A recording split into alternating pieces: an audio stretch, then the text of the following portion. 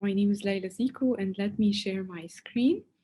So our project is called, or our mini project is called Integrated Pipeline for Mining Biosynthetic Gene Clusters and Ribosomally um, so the RIPs, ribosomally transcribed and post-translationally modified peptides in microbial metagenomes.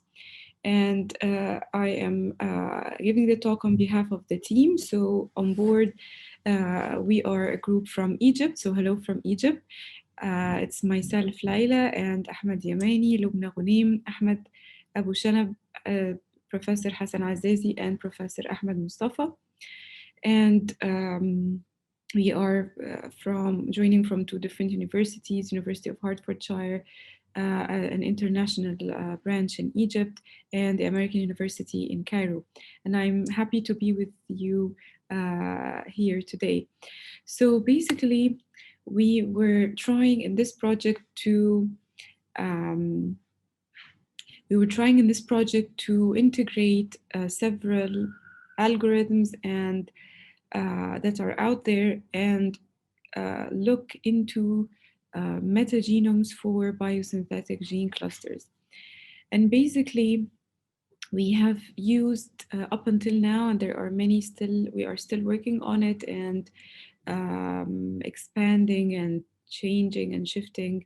It might lead us to somewhere else, but the main goal is to look into microbial metagenomes and to assemble them and to what we have done already is that we were looking into several projects and several samples, and we were looking for biosynthetic gene clusters, integrating several um, methods that are already out there and also adding on our own algorithms. So, what are the biosynthetic gene clusters? If you are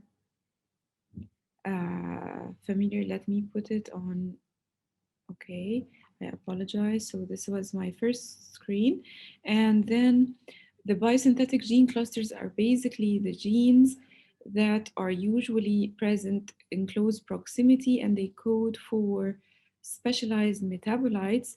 And these have many applications, including coding for antibiotics and also anti cancer molecules, among others. So we actually have looked into 118 samples from so far, or as per this report, we have used 9 public microbial metagenomic data sets, and we have assembled these samples, and our pool is 1.5 billion bases until now.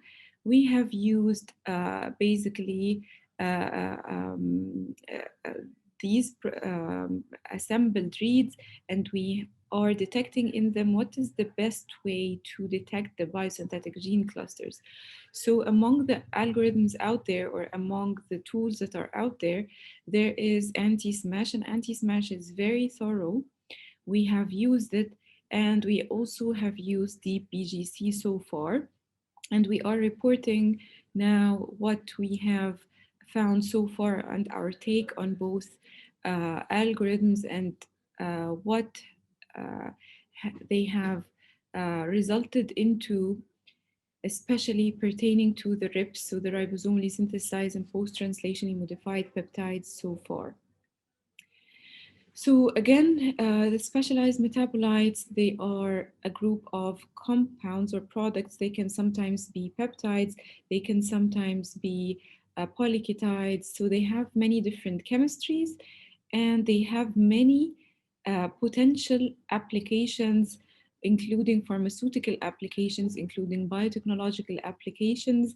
And we wanted to mine or detect those genes that are coding for the SMs, the specialized metabolites, and the genes that are coding for them tend to be present as gene clusters. And we wanted to look into metagenomes, so rather than just one genome. and this adds a layer of complexity to the project. So we have actually used anti-smash and DeepBGC to look for the BGCs. And so far, as I mentioned earlier, we have looked into 10 different ecosystems so far, and we have detected several BGCs. And one interesting group is the RIPS, the ribosomally synthesized and post-translationally modified peptides, and they tend to be feasible to work on experimentally, and they tend to have many potential applications such as antibacterial activities. So here I list the projects that we have used so far, and we had first done some um, quality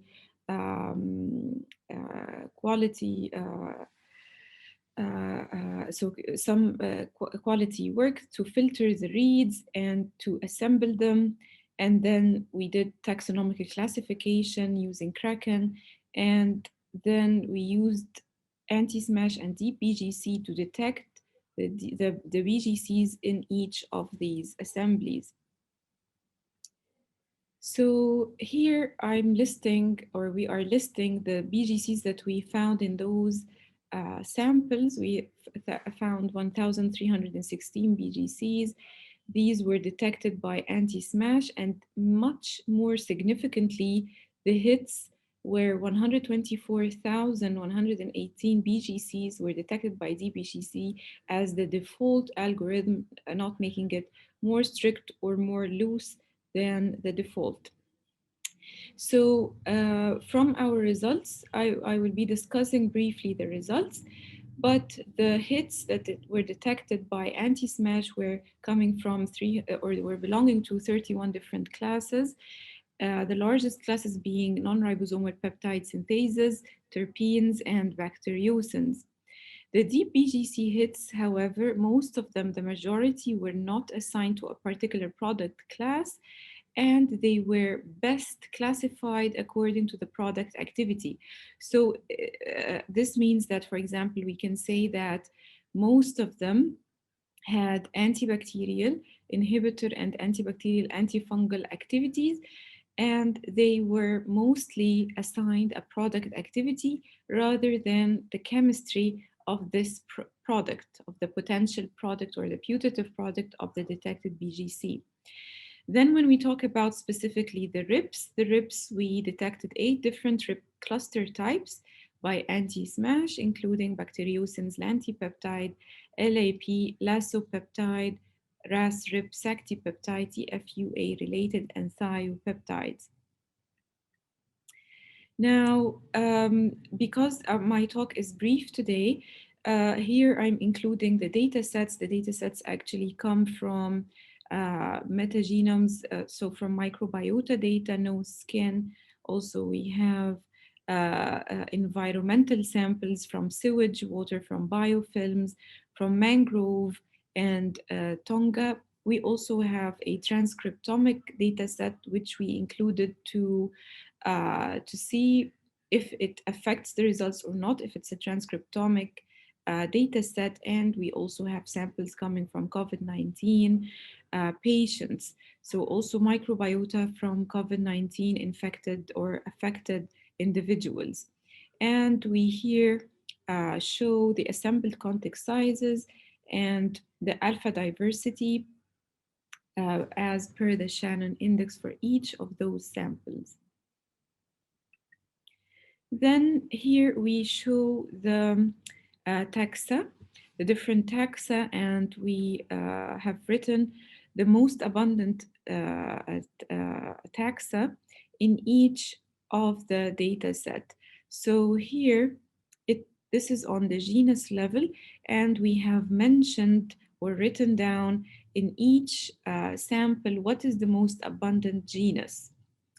And it appears that some samples were closer to each other and closer to a particular another sample other than the rest, based on the assigned taxa. as we see here in the TSNE analysis. And this is very, if you are familiar with the PCA, this is somewhat similar to the PCA, and it tends to group samples together that are somehow having similar taxa. Okay, so yes, we did find that some microbiomes have similar assigned taxa than the others.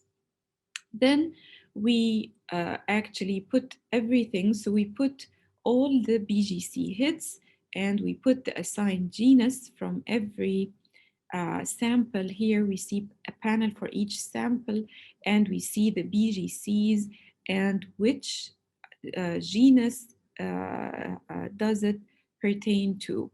So for example, here beautifully we can see the skin, for example, microbiota samples.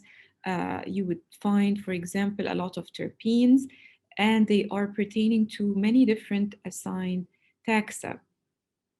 And this is beautiful that it shows which BGC was more abundant or was detected more. For example, COVID-19 patients' microbiomes, they had a lot of SACT peptides, for example, that was almost absent from the rest of the samples. Then we actually put them all together and we said, okay, if this is what we detected in all of them as per anti-SMASH, and we looked at the RIPS and we found the most abundant or the most detected uh, product was bacteriocin. So we found many bacteriocins, and then sactipeptides, lasopeptides, lantipeptides, thiopeptide, LAP, TFUA related, and RAS RIPS.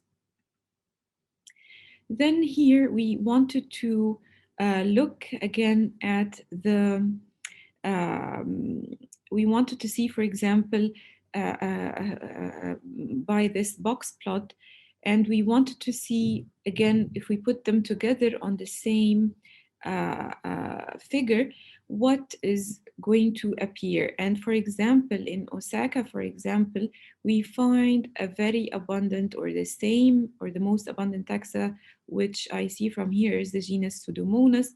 This one, you would find that it actually assigned to Pseudomonas, we found that it has many different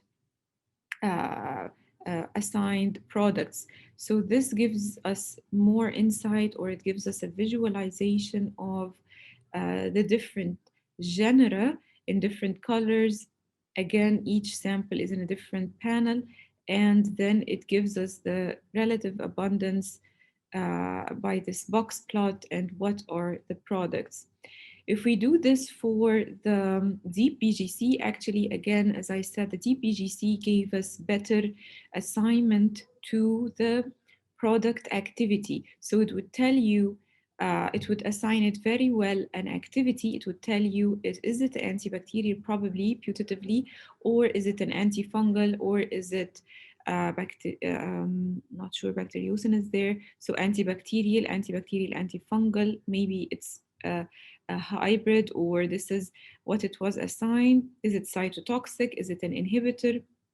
And a subset that is unassigned, but this was more reliable than the type of the product.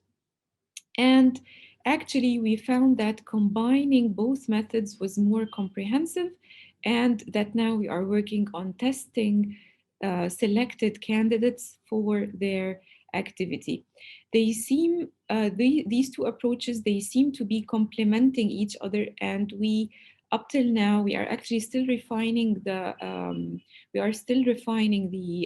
pipeline, and we are using other algorithms, and we are integrating other developed algorithms. But so far, we have found that both of them are complementing each other, and they give you more insights, and it's yet to be tested in the lab.